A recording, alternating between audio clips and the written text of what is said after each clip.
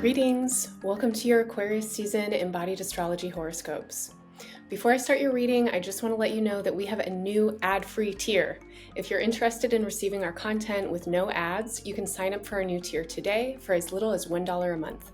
And whether or not you donate to us, I just want you to know that when you tune in with the Embodied Astrology podcast, all of our advertising revenue and our ad-free tier donations go to supporting emerging astrologers and our new practitioner cohort. So it's a win-win-win either way. Find out more in the show notes. And now, onto your horoscopes. Greetings, Gemini. Welcome to Aquarius season. My name is Renee. This is Embodied Astrology, and this is your season ahead reading. This is a reading for all of your Gemini placements, sun, moon, rising, any of the personal planets. This is a general reading, so definitely make sure to take what works, leave the rest, and tune in with your own intuition and make the meanings that are most meaningful for you. Also, please stick around at the end of the video. I want to share a little bit with you about what we have coming up at Embodied Astrology in Aquarius season and beyond. Okay, Gemini, Aquarius season, we have arrived. It really feels like an arrival for Gemini.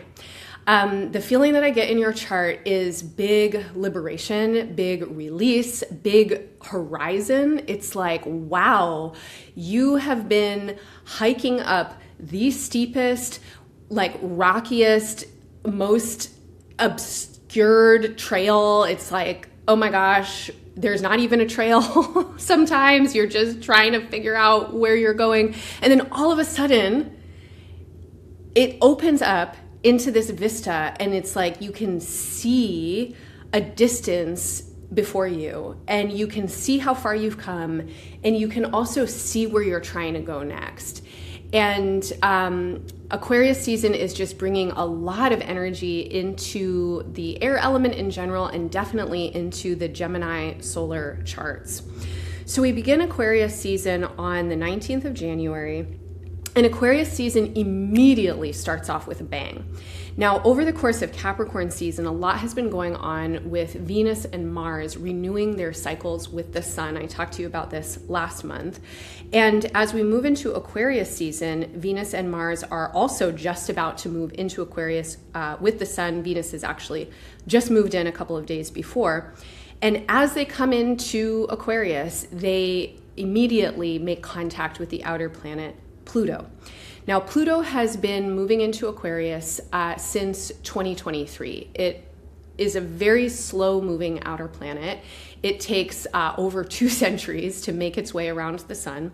And when it's transitioning between signs, it can sometimes take several years. And this is due to planetary retrograde. So in 2023, it started to move in, it retrograded back to Capricorn. In 2024, it moved in and moved out, and then it finally moved back in.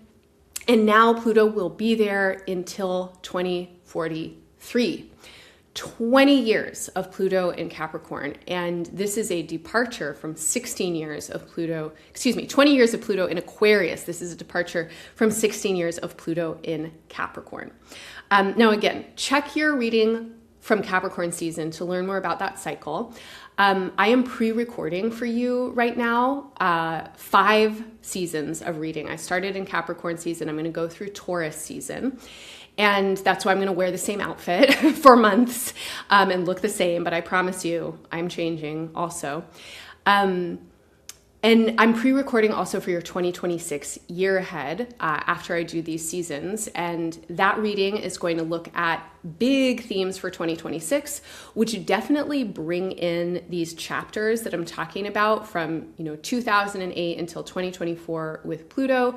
How does that connect you to this moment now? And how does that take you into the next 20 years? If you want that big overarching picture, and you also want some ideas about how to work with your entire year to take advantage of the opportunities and work skillfully with the challenges, definitely make sure to check out your 2026 year ahead. That's in the show notes linked below. You can find out more information. Anyway, so Pluto is here in the early degrees of Aquarius, and Venus is moving in, Mercury is moving in, and Mars is moving in, and they are all making contact with Pluto. Pluto is about alchemical transformation. And alchemical transformation is about union and combination of elements that otherwise might be antithesis to each other. In the work that Pluto wants us to do, there is the work of metabolizing our unconscious, repressed, suppressed, more, I'm going to say like base instincts into consciousness, into agency, into larger awareness and ability to wield our own power and choice in new and different ways. Now, Pluto is leaving a part of your chart where it was actually bringing considerable challenge to Gemini to work with. 2008 until 2024 was not an easy cycle for you, particularly in the realms of relationship. Possibly there was a lot of loss that you experienced during this time. Some of you may have struggled a lot with your own vitality and health and mental health or well-being. But as Pluto is moving into Aquarius, it is allowing you to now reap the benefits of what I'm going to say was some kind of process of descent and really needing to go through considerable challenge. And what that did for you was help you alchemize and metabolize your own unconscious, your own shadow, your trauma. It helped you to really liberate some things, to disentangle and untie from patterns and energies that were keeping you stuck in ways that weren't allowing like clear awareness of your own choices or movement of your energy. And there's also something I think that has happened for you around reciprocity and being able to receive and also to give in ways that are fluid, that are accurate, that are appropriate, etc. Venus and Mars have just renewed their cycles with the Sun, and Mercury will move into its superior conjunction, renewing its solar cycle as well on the 21st of January. And so there's all this fresh energy now coming into contact with Pluto, and Pluto is bringing all of this transformational energy into this part of your chart. And in the Gemini solar charts, this is your 9th house. Now, the 9th house is the top of the mountain. And so when I was saying, you're hiking up this mountain, oh my God, the trail is perilous. You can't even fucking see where you're going. That's the 8th house experience. You have to just be in the dark of something. You have to struggle. You have to get through. You have to face your fears. And then you emerge. And at the 9th house place, we get to see the horizon. We understand a bigger picture. And there may be feelings for you happening in Aquarius season where a lot of new kind of neural synapses can now start to fire consistently and fluidly, and a lot of learning that you have been attempting to do and struggling with and practicing with now is integrating and becoming more coherent. And I think that many of you are finding that new patterns are present and that you have changed and you are not the person who you used to be. And there are really different opportunities now that you are aware of. Now, these combinations of the personal planets with solar energy and with Pluto's energy are not the only thing that's happening in Aquarius season. This is such an enormous season, you guys. We have 3 really big movements of the outer planets also happening this season. On the 25th of January, Neptune leaves Pisces and moves into Aries. Now, Neptune already made an ingress into Aries in 2025. It was in Aries for a couple of months around the middle of the year. Then it retrograded back into late Pisces. It was in Pisces beginning in 2011. And Pisces holds the heaven of your chart as another sign on the mutable cross. Pisces is actually a very important energy for you. It is the most visible place in your horoscope. It is about your public image, your career, your vocation, how you put yourself out in the world, and the kind of ancestor that you are becoming, the legacies that you will leave, what you really stand for in terms of your ethics, principles, and practice. And since 2011, Neptune has been here bringing an outer planet influence. And the outer planet influences are always about how we are engaging with generational and collective energy, and how the environment and the circumstances and conditions around us actually shape us from the outside in. So you are who you are also because the world is what it is and has been worlding in the way that it's been worlding since 2011. Now, if you think back to 2011, there may be some really important kinds of processes that you have been in when it comes to how you are in the world and who you think about yourself as a worldly person. And Neptune as an influence is in its best manifestations, opening us up to more subtle, sensitive awareness and our spiritual consciousness. It is an energy that can really heighten our imagination and creativity, and it can really help us to tap into flow and tune in with our intuition. Now, no planetary energy is just good or bad. There are, definitely both extremes and everything in between. So the more challenging parts of Neptunian energy can be extremely challenging, and it can feel like nothing sticks and everything dissolves and you don't know what's real, and things feel abstract and absurd and unreal and unexplainable. This energy can sometimes bring immense grief and feelings of loss. There can be all kinds of confusion and delusion and unhelpful fantasies that are there as well. Now, since 2023, Saturn has been in this part of your chart, and Saturn is also, an influence that brings a whole spectrum of potential. So in its more destructive, challenging kinds of influences, Saturn can really block us. We can become paralyzed by doubt and fear.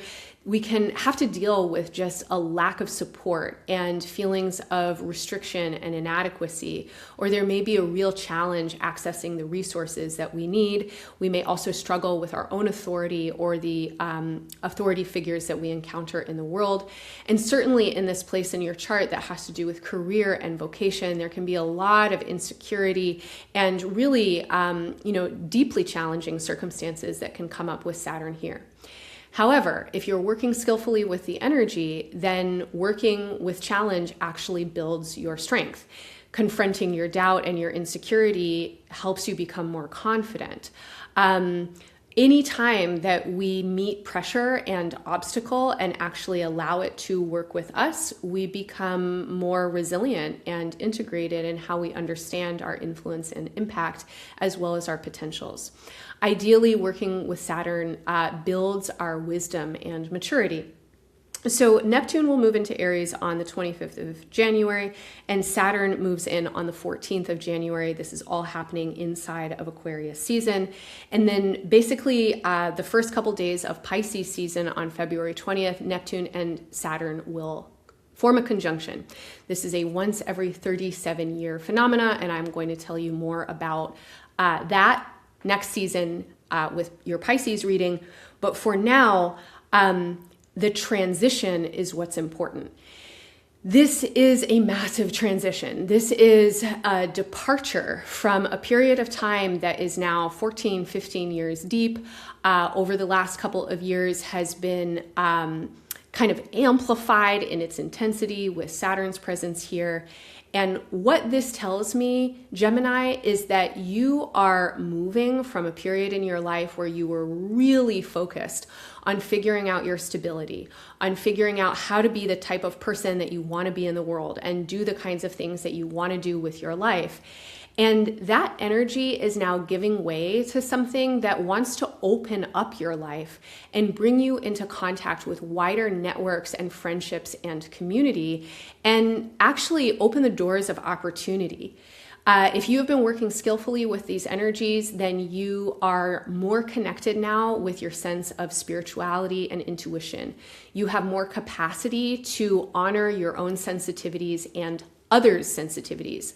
Hopefully your emotional literacy has grown in leaps and bounds over the last decade plus, and you have a lot of relational awareness that can assist you in ways that maybe you weren't really able to receive that kind of support before. If you've been working skillfully with these energies, there's also some kind of maturation that you are feeling right now. And I think you're a lot more aware of your competencies as well as your capacities and your limitations, which is really important for competency, right? Like, we can't do everything. We don't know everything. We all need help. And to pretend otherwise is actually incompetent. To be able to ask for and receive help, to know where the limits of our own knowledge and ability are, that is actually wisdom and maturity. So this brings up inside of you more availability for relationship. And this is a big theme for you in 2026. So again, definitely check out your 2026 year ahead reading. I'm really excited for Geminis. I feel like you guys have been through a very challenging period of time, and it is about to shift. And I have chills all over my body as I'm saying that. It's just like, God, I feel so fucking relieved that you are out of this period of compression, because you've been so squeezed, Geminis. I feel like you have just had to deal with a lot. Like, you've been dealing with all kinds of challenging energies and influences inside of you, with other people, in the world, in the unseen realms. And hopefully now you've really learned some lessons. You have evolved, you have opened, you have matured, and you are entering into a big new chapter, a new beginning in your life that really wants to bring in a lot of opportunity and a lot of connection. So in the middle of Saturn and Neptune both entering into Aries, there is this period of time, it kind of bridges the end of January and the beginning of February, and it collects right around the full moon. So we have a full moon in Leo on February 1st. Leo rules a part of your chart that is very much associated with Gemini. This is the third house in the solar charts. And this is a place of communication, but it's also a place of socialization, how we learn and know about ourselves and build our communicative capacities, and our minds get developed because of where we are and who we're with and what's happening in our immediate environments. Now, Leo is the opposite sign of Aquarius, and at the full moon, we have the moon and sun in opposition. So this axis of Leo and Aquarius is getting lit up in your chart. And this is a really powerful axis for the giving and receiving of information, for learning and teaching, also for seeking and discovery. This is a really energized axis, especially for Geminis. Excuse me. And I feel that this full moon is just pretty exciting in your chart. Now, Geminis, I think a lot of times, all of our Gemini placements can benefit from practices that help us to focus and stay grounded and really kind of trust our own capacities, because we're moving at the speed of trust. And that really involves also the speed of our bodies and the speed of our earth, and awareness and attunement with relationship. And I feel that this period of time is actually bringing a lot of that in. And you have done some major learning, is what I'm feeling. That learning is becoming very apparent for you around this full moon. I feel that a lot of you are surprising yourself by what comes out of your mouth. And you're like, oh my God, did I say that? That's so smart. Like, wow, it's like there's this kind of feeling of, oh my gosh, I actually have all of this wisdom inside of me. And it's not that you didn't know that it was there, but maybe you kind of didn't know that it was there. And it's now integrating. It's becoming more coherent. It's developing. It's this feeling of, oh, I've been through some things. It brought me to some kind of places. And now I have this different perspective. And you can't undo that. That is part of you now. There is a lot of healing that wants to happen for you at this time. And this to me feels like healing in your mind. It feels like healing of your sense of self-awareness in relationship and what you understand that you can have and can do now, because you have a more grounded awareness of what you don't want and can't do. It's this sense of, honoring your limitations and capacities actually helps you to embody your freedom. Now, the other big movement that's happening is that the outer planet Uranus is stationing direct, and that is happening in just the first couple of days of February, coming right after this full moon. Now, Uranus is about to move into Gemini, and this is going to happen in Taurus season. So definitely make sure to subscribe to the channel, turn your notifications on, and look for that reading, because this is a big deal. Uranus will be in Gemini for 7 years, but we're not quite there yet in Aquarius season, but Uranus is stationing direct. And that is a really big deal, because this is the last retrograde that Uranus will experience in Taurus, or at least partially in Taurus. It did enter your sign for a couple of months in 2025. But now as it's stationing direct, there again is this feeling of culmination and like something wrapping up and coming to a close. And the feeling that I have is that there has been a period of necessary isolation and a feeling of confinement that you have been experiencing probably since around 2018, if not significantly sooner than that, because Pluto in your 8th house definitely was also a very isolating kind of transit. Now, isolation can happen in company, right? Like we can be surrounded by energies and people and feel completely alone. And so this isn't necessarily about you somehow being away from other people, though some of you in these last 7 or 8 years may have experienced circumstances that really kind of put you into your own space, and you had to go into some kind of period of retreat or solitude. And you may have actually made those choices for yourself, recognizing that retreat and solitude and quietude was the place where you could actually attend to your transformation. But over these last 7 or 8 years, there's been so much emphasis on your internal and on building your own stability that now is coming to a close. You are finding completion with it. And this is liberating your energy and allowing you to move out and become more aware of your external environment, be open to different kinds of relationships, etc. So this full moon also feels really energizing on that level in terms of what is possible now that wasn't possible before. And then 2 weeks later, on the last day of Aquarius season, on the 17th of February, we have our first eclipse of 2026. This is also the first eclipse that we will get in the axis of Aquarius and Leo, because later this year in July, the north and south nodes where eclipses happen will move from where they have been since 2024 in Pisces and Virgo into Aquarius and Leo. Now we'll have a couple more eclipses in the Pisces-Virgo axis as the eclipses in Aquarius and Leo start to happen, but this first eclipse in Aquarius is a powerful one. It is coinciding with Saturn's entry into Aries, just happening a couple of days before. It's just a few days also before the Saturn-Neptune conjunction. Venus is conjunct with the North Node in Pisces on the day of the eclipse.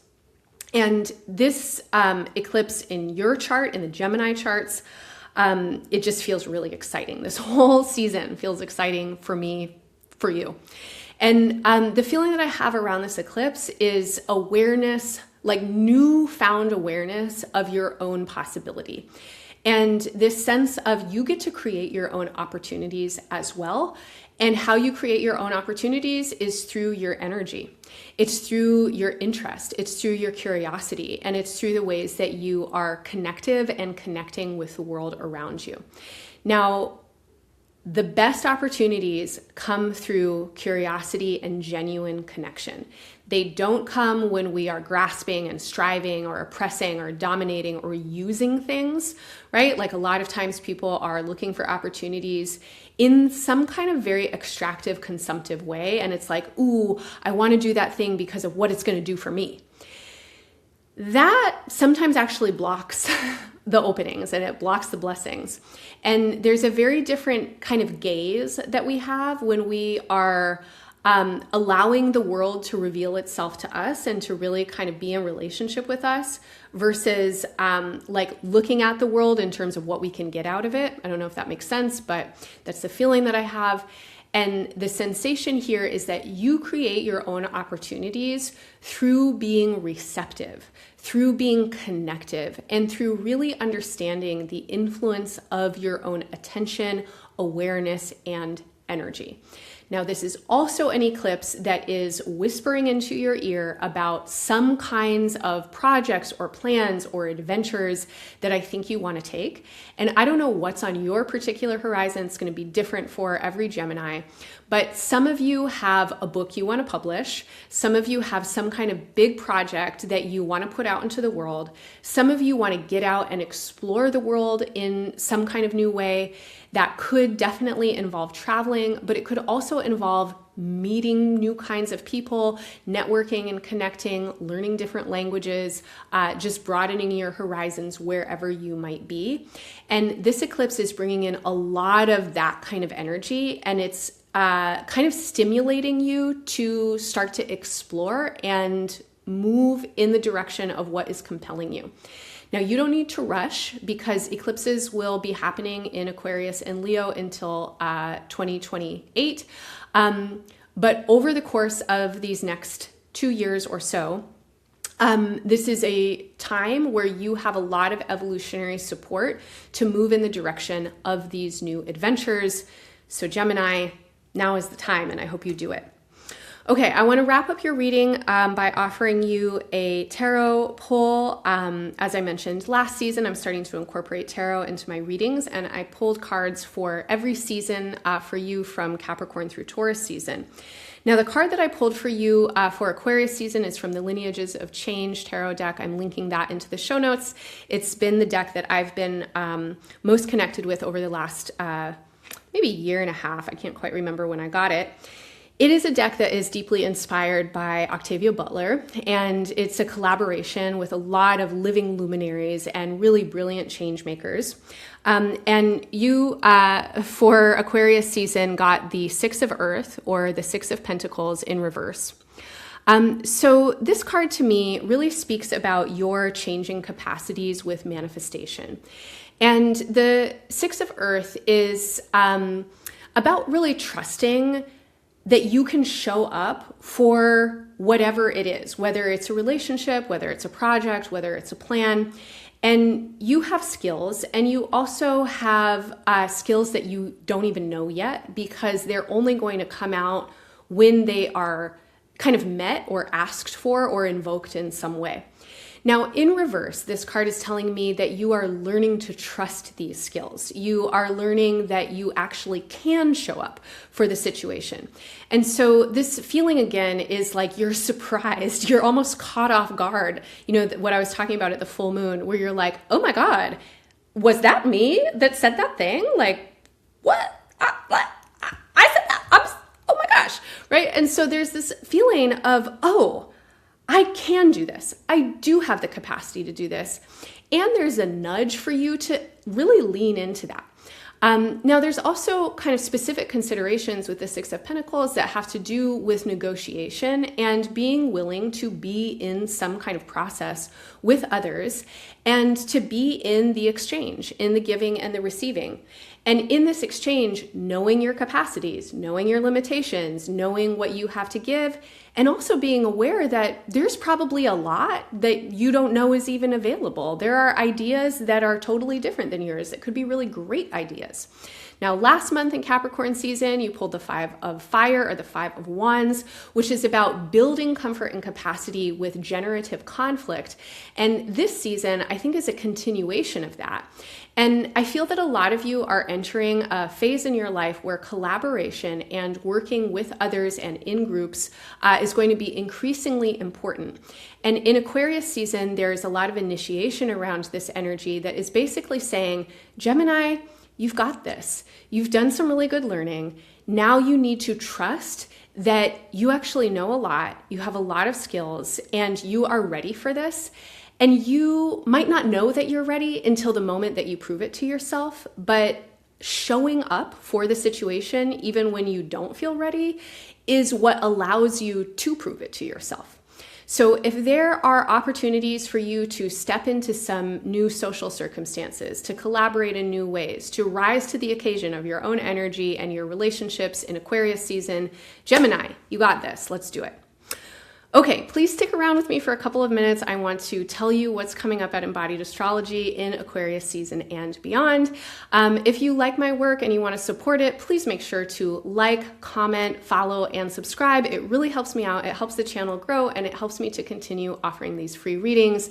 Thank you so much for being here, Gemini. I'm wishing you all the best in Aquarius season and beyond. Boop. Don't go away. I want to tell you about what's happening at EA this Aquarius season.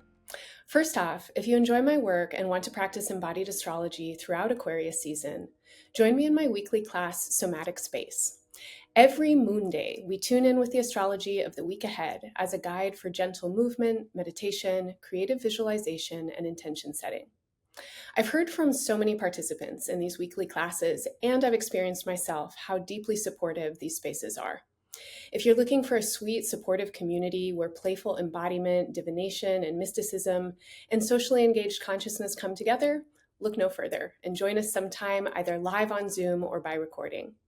And if you become a monthly member, you'll also get access to our weekly chart reading study groups where you can learn about your own chart and astrology in general through small group conversations, direct experience, and embodied relationships. As I'm recording this for you on January 16th, 2026, some of the most intense and transformative astrology of our lifetimes is happening and quickly accelerating over the next weeks and months. And these influences are being reflected across the world, where people-powered resistance to authoritarianism and fascism is rising, and heart-centered values are clarifying. If you know that you're someone who values life, who believes in love, and can envision a world where everyday people, not billionaires and not corporations, are the ones with the power, then now is the time to participate in what is going to be one of the most important periods in any of our lives. Everyone has a role to play, and yours is a special one. During this powerful time of endings and beginnings, I want to encourage you to tune in with astrology, and specifically the place where the sign Aries is in your chart to help you clarify your action and engagement in this pivotal moment.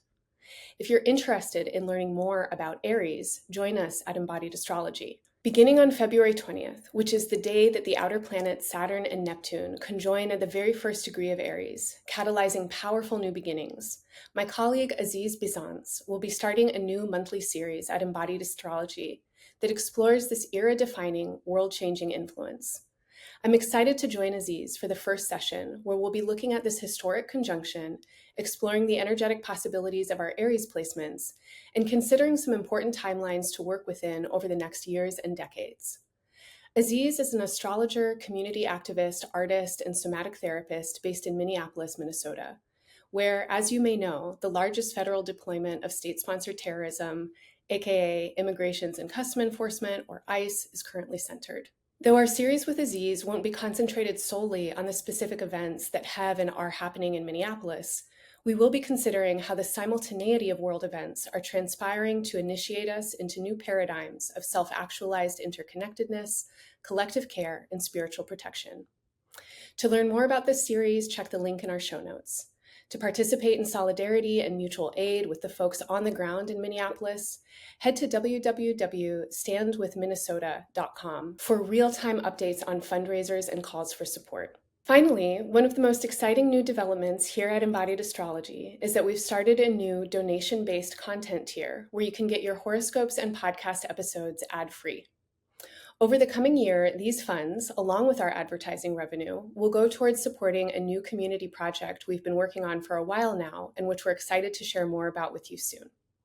The sneak peek I'll give you for now is that donors to our ad-free tier will be the first in line to receive new offerings from our practitioners, like Aziz and others who've completed the Embodied Astrology Practitioners Program. These new offerings will include horoscopes, interviews, writing, art, event invitations, and more. Sign up today for as little as $1 a month through the link in our show notes. Thanks so much for sticking with me here. I'm sending you love wherever you are and wishing you all the best in Aquarius season and beyond.